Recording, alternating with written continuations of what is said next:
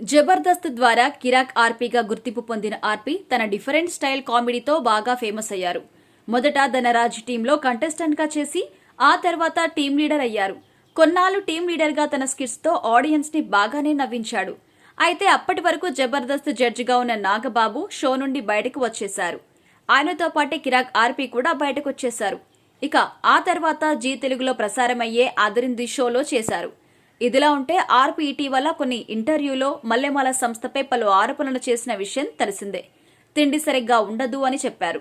జబర్దస్త్ ద్వారా ఎన్నో కోట్లు సంపాదిస్తున్నా కూడా అక్కడ వసతులు సరిగ్గా ఉండవని, సరైన తిండి ఉండదు అని, గౌరవం ఇచ్చేవారు కూడా ఉండరు అని చెప్పారు. అయితే ఆర్పీ చేసిన ఈ ఆరోపణలపై ప్రముఖ సీనియర్ కమెడియన్ నటుడు అయిన మోహన్ బాబు ఇటీవల ఒక ఇంటర్వ్యూలో స్పందించారు.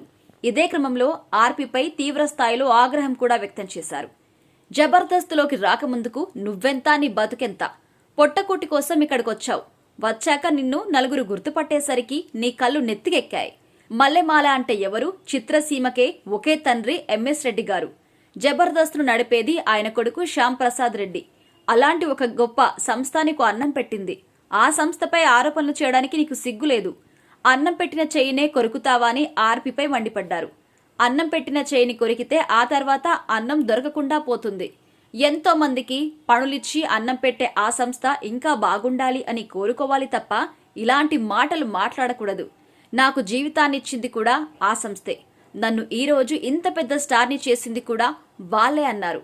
ఇక దీంతో మోహన్ బాబు చేసిన ఈ కామెంట్స్ నెట్టింటా వైరల్ అవుతున్నాయి.